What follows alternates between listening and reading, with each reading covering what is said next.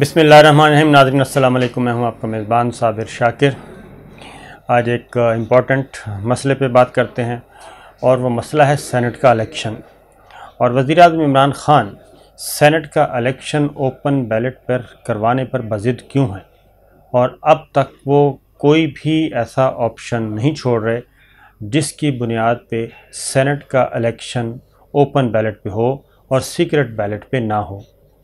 अब दो बातें हैं। नंबर वन ये कि वो इसको शफाफ बनाना चाहते हैं, हॉर्स ट्रेडिंग रोकना चाहते हैं, ख़रीद व फ़रोख्त रोकना चाहते हैं। और दूसरी वजह क्या हो सकती है?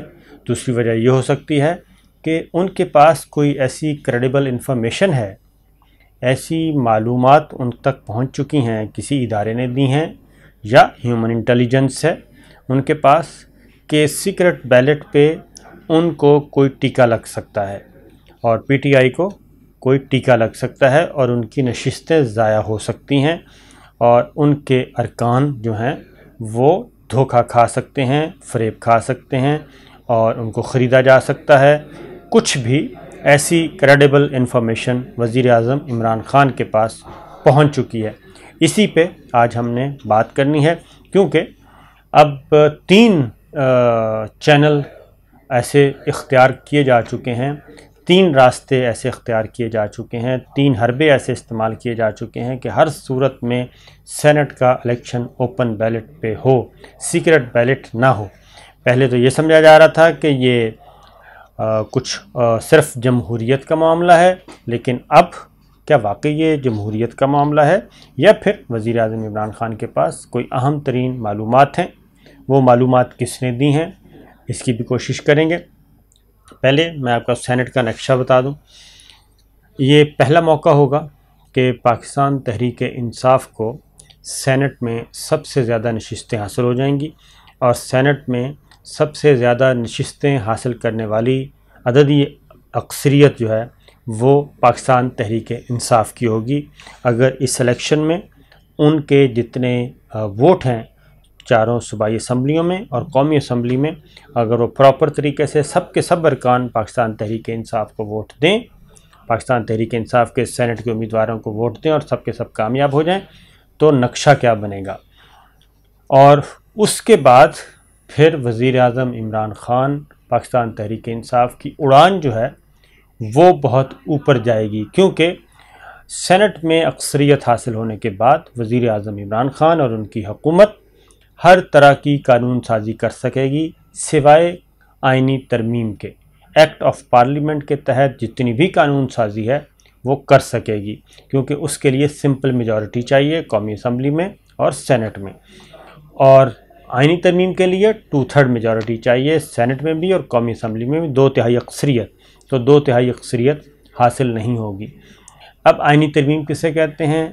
आइनी तरमीम 2/3 मेजॉरिटी क्यों चाहिए? आइनी तरमीम का मतलब है आइन की जो तयशुदा शिकें हैं, आइन के तयशुदा आर्टिकल्स हैं, आइन के तयशुदा जो एक फंडामेंटल्स तय कर दिए गए हैं, अगर उनमें से आइन की किसी बेसिक चीज़ को छेड़ने के लिए, किसी आर्टिकल को छेड़ने के लिए कोई अमेंडमेंट करनी है, तो ऐसी सूरत में आपको 2/3 मेजॉरिटी चाहिए, क्योंकि अदरवाइज़ तो आइन एक मजाक बन जाएगा। तो आइन में कोई तब्दीली करनी है, 2/3 मेजॉरिटी। फॉर एग्ज़ाम्पल आपने नया सूबा बनाना है, उसके लिए 2/3 मेजॉरिटी चाहिए। आपने कोई सिस्टम तब्दील करना है, उसके लिए 2/3 मेजॉरिटी चाहिए। इस तरह के मामलात। और एक होता है आइन के ताबे रह के नीचे जो कवानीन बने होते हैं उनके ताबे कानून साजी करना, उसके लिए सिंपल मेजॉरिटी चाहिए होती है, ताकि आइन की जो रूह है, बुनियादी रूह, वो भी ख़त्म ना हो, उसको कोई हर्ज ना हो, उसको कोई नुकसान ना पहुँचे। इसलिए तब सेनेट में सूरत हाल क्या बनेगी इलेक्शन के बाद? ये इलेक्शन होते हैं तो पीटीआई जो है वो 28 नशिस्तों के साथ सबसे आगे होगी और सबसे बड़ी जमात बन जाएगी, और पीपल्स पार्टी 19 अरकान के साथ दूसरे नंबर पर रहेगी।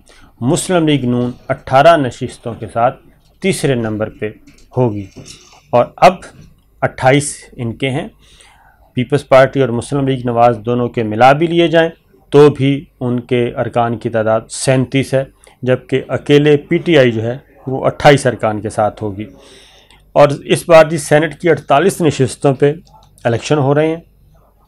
فاٹا کی نشستوں پر انتخابات نہیں ہوں گے، کیونکہ جو فاٹا کا ایریا ہے وہ کے پی کے میں ضم ہو چکا ہے، اور اس لیے اب ان کی نشستیں بھی کے پی کا حصہ بن چکی ہیں، اور یہ جو ارکان فاٹا کے ارکان اس وقت سینٹ میں موجود ہیں یہ اگلے 3 سال کے بعد ریٹائر ہو جائیں گے، اور آئندہ کے لیے کے پی کے اسمبلی سے ہی نشستیں آیا کریں گی۔ اس کے بعد سینٹ انتخابات میں پی ٹی آئی کی 21 نئی نشستیں، 21 نئے ووٹ جو ہیں وہ آئیں گے۔ پی ٹی آئی کی سینٹ میں موجودہ 14 نشستیں ہیں، اور 7 ارکان ریٹائر ہو رہے ہیں، باقی رہ جائیں گے 7، اور 21 واپس آئیں گے، کیوں یہ سب سے بڑا چنک ہے جو واپس آئے گا، اور سب سے زیادہ بڑی جماعت پی ٹی آئی ہی ہوگی۔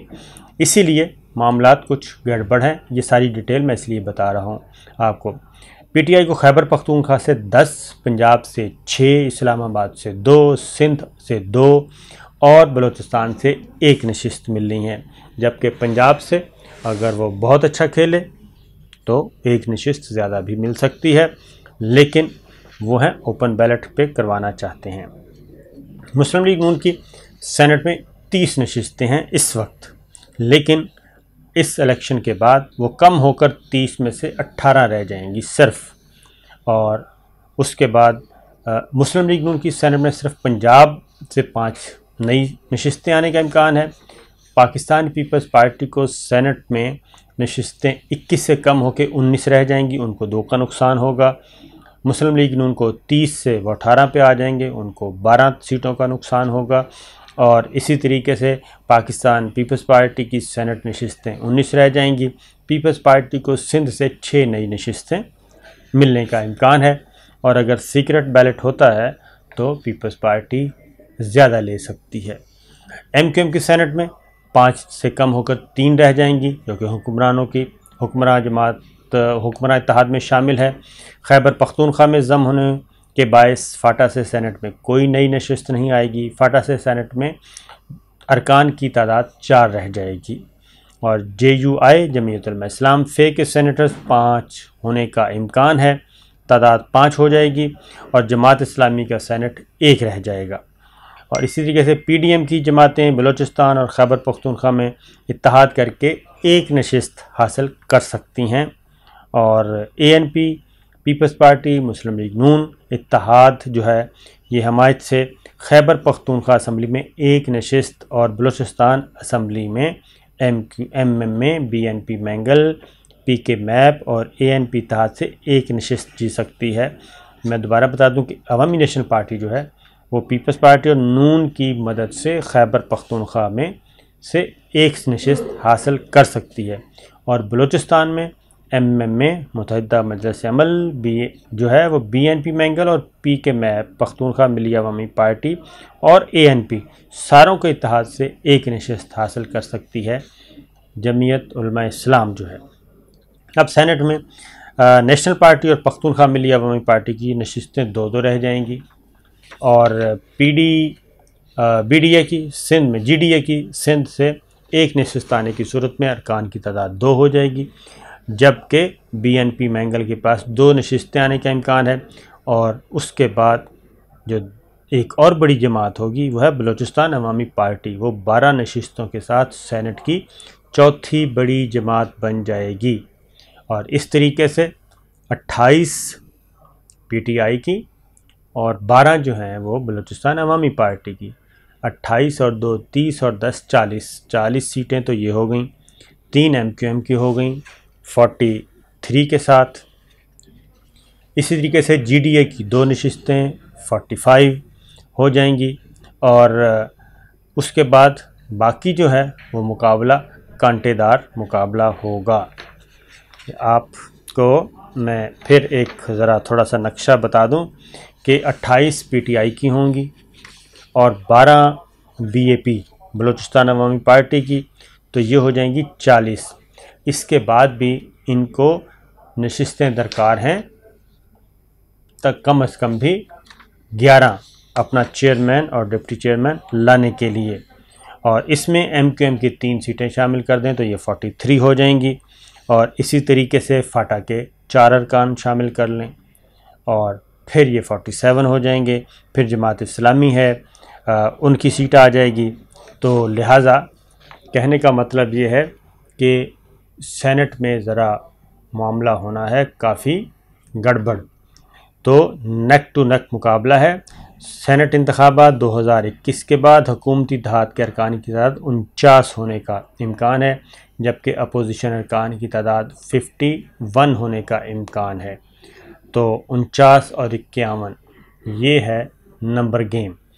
اب یہاں پہ جو فیصلہ کن کردار ادا کرنا ہے، ظاہر ہے پختونخوا ملی عوامی پارٹی نہیں آئے گی حکمرانوں کی طرف، یعنی کہ پی ٹی آئی کی طرف۔ اس کے بعد آپ کی جو ہے اے این پی نہیں آئے گی، Balochistan B N P Mengal نہیں آئیں گے۔ تو سینٹ کے ارکان نے اور جماعت اسلامی کے ارکان جو ہیں، یعنی کہ 1-2 نشستوں والے جو ہیں، وہ بڑے امپورٹنٹ ہو جائیں گے۔ جی ڈی اے جو ہے خاص طور پہ، جی ڈی اے کی 2 نشستیں ہیں، تو اگر 2 اور 3 5 45 سیٹیں اس اتحاد کی ہوتی ہیں اور باقی 4 سیٹیں اور حکمراں اتحاد کو ملتی ہیں، تو صورتحال یہ ہے کہ ابھی تک بھی معاملہ گڑبڑ ہے، اور اسی لیے یہ معاملہ گڑبڑ ہونے کی وجہ سے آصف علی زرداری صاحب جو ہیں وہ زیادہ متحرک ہو چکے ہیں، نمبر 1۔ نمبر 2 پہ اسی لیے انہوں نے یہ کہا ہے کہ پی ڈی ایم جو ہے وہ متحد ہو کے، متفق ہو کے الیکشن لڑے تو تب ہے۔ اب یہ جو ساری ڈیبیٹ چل رہی ہے، اس کے پیچھے جو خطرہ ہے، یعنی کہ جو مارجن ہے وہ کم ہے 2 سیٹوں کا، اور زرداری صاحب کو خطرہ اس بات کا ہے، یعنی کہ اگر وہ اپنے نمبر گیم بڑھا لیں، 19 تو ان کے پاس ہیں، تو مزید بڑھا لیں تو وہ چیئرمین سینٹ بھی لا سکتے ہیں، اور اس کے لیے وہ مقتدر حلقوں کے ساتھ بھی بارگین کر سکتے ہیں، اور بلوچستان عوامی پارٹی BAP سے بھی بارگین کر سکتے ہیں۔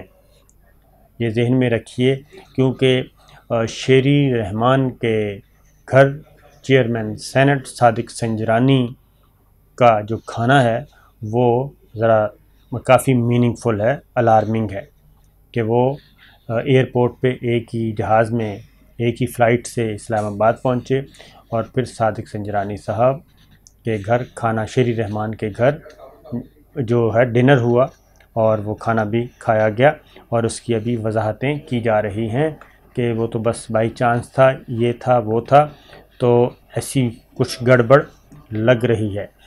اب ایک اور ہو سکتا ہے، اور اسی لیے اب صدارتی آرڈیننس جاری کیا گیا ہے۔ پہلے میں صدارتی آرڈیننس بتا دوں۔ اس وقت سینٹ انتخابات کو اوپن بیلٹ پہ کروانے کے لیے پہلے صدارتی ریفرنس دائر کیا گیا، وہ ہیئرنگ ابھی چل رہی ہے، اور اس ہیئرنگ کا بھی فیصلہ نہیں ہوا، سماعت جاری، اور اٹارنی جنرل دلائل دے رہے ہیں۔ سندھ حکومت اس کو اپوز کر چکی ہے، الیکشن کمیشن اپوز کر چکا ہے، مسلم لیگ نواز خاموش ہے، اور پیپلز پارٹی بطور جماعت خاموش ہے، لیکن سندھ حکومت ظاہر ان کی حکومت ہے۔ تو یہ اس کے بعد وہ بھی ہیئرنگ چل رہی تھی، تو امینڈمنٹ پیش کر دی گئی پارلیمنٹ میں، قومی اسمبلی میں، 26ویں آئینی ترمیم، اس میں یہ چیز شامل کی گئی کہ اس کو اوپن بیلٹ کے ذریعے ہونا چاہیے۔ وہاں پہ اپوزیشن کی طرف سے اپوز کیا گیا، مخالفت ہوئی، ہلہ گلہ، مار دھاڑ، جو آپ نے دنگا فساد دیکھا وہ ہو گیا۔ وہاں سے پھر ٹرن لیا اور دیکھا کہ نہیں، بات نہیں بن رہی، لہٰذا اگلا ٹرن لیا اور وہ آ گئے اب آرڈیننس کی طرف۔ آرڈیننس تیار، صدارتی آرڈیننس صدر صاحب نے جاری کر دیا ہے، اور اس میں انہوں نے یہ 2-3 ترامیم کر دی گئی ہیں، وہ ایکٹ آف پارلیمنٹ کے تحت اس میں تبدیلی کر رہے ہیں۔ 2017 کا جو تھا ایکٹ تھا، اس میں تبدیلی کر دی گئی ہے، اور اس میں تبدیلی یہ کی گئی ہے کہ جو پارٹی سربراہ ہے وہ الیکشن کمیشن سے مانگ سکتا ہے اپنے ارکان کا جو ہے ووٹ بیلٹ پیپر، کہ ہمیں بتایا جائے کہ فلاں رکن نے کس کو ووٹ دیا، اس کا بیلٹ پیپر کا وہ مشاہدہ کر سکتا ہے، یعنی اوپن بیلٹ ہی سمجھا جائے گا۔ اور اس کو کیونکہ پارٹی ہیڈ جو ہے اس کو اختیار دے دیا گیا ہے اس آرڈیننس کے تحت، اور یہ آرڈیننس فوری طور پہ نافذ العمل ہوگا۔ صدر مملکت نے اس کو دستخط کر کے جاری بھی کر دیا اور پبلک بھی ہو چکا ہے۔ اس میں ایک شک رکھی گئی ہے کہ یہ مشروط ہے سپریم کورٹ آف پاکستان کے فیصلے سے۔ اب سپریم کورٹ آف پاکستان سے کوشش یہ کی جائے گی، اب معاملہ ذرا تھوڑا سا کھل کے سامنے آ گیا اس آرڈیننس کو دیکھتے ہوئے، کہ اگر تو سپریم کورٹ نے یہ کہہ دیا کہ یہ معاملہ جو ہے اوپن بیلٹ اور سیکرٹ بیلٹ کا، یہ متعلق ہے آئین کے آرٹیکل 226 سے، تو پھر تو اس کو یہ آرڈیننس غیر مؤثر ہو جائے گا اور سیکرٹ بیلٹ کے ذریعے ووٹ ہوگا۔ اگر اس نے کہہ دیا کہ یہ معاملہ، کیونکہ اب اگلی میں ایک وضاحت کر دوں کہ یہ جو ہے آئینی ترمیم، آئین میں ترمیم نہیں ہو سکتی صدارتی آرڈیننس کے ذریعے۔ صدارتی آرڈیننس جاری نہیں ہو سکتا اگر آپ نے آئین کو تبدیل کرنا ہے تو۔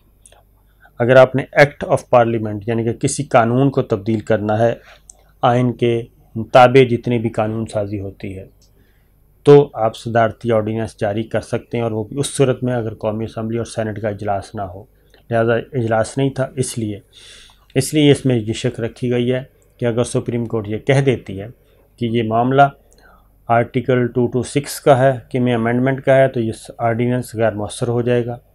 اور اگر سپریم کورٹ یہ کہہ دیتی ہے کہ نہیں، یہ شک 226 کا نہیں ہے، بلکہ یہ معاملہ ہے جو اس کے تابع قانون بنے ہوئے ہیں، 2017 کا قانون ہے، اگر اس کے تابع ہے تو پھر یہ ہو سکتا ہے، یا پولیٹیکل پارٹیز آرڈر 2002 اگر اس کے تابع ہے تب بھی۔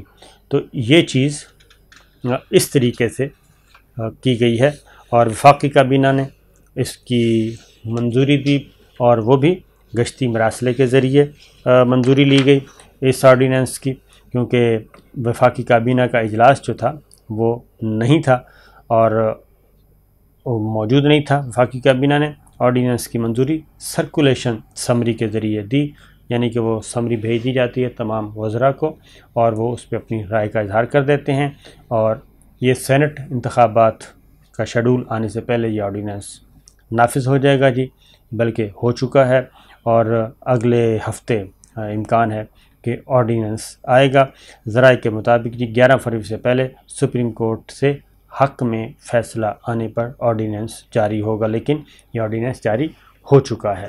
تو اس لیے یہ تینوں آپشن استعمال کر لیے گئے ہیں اور تینوں راستے موجود ہیں۔ اب مجھے لگتا یہی ہے کہ وزیر اعظم عمران خان کے پاس کریڈیبل انفارمیشن ہے کہ اگر آپ نے سیکرٹ بیلٹ کے ذریعے الیکشن کروایا تو گڑبڑ ہو سکتی ہے، اور اس لیے کیونکہ نک ٹو نک مقابلہ ہے، اور اگر دو سیٹیں بھی اگر لوز کر گئی پاکستان تحریک انصاف، اور اسی طریقے سے دوسری جانب اگر اپوزیشن لوز کر جاتی ہے، تب بھی معاملہ کلیئر ہو جائے گا۔ تو سینٹ کا الیکشن بہت امپورٹنٹ ہے، تو دیکھتے ہیں جناب آنے والے دنوں میں مزید کیا ہوتا ہے۔ فی الحال یہ کھیل جاری ہے۔ اجازت دیجیے، اللہ حافظ۔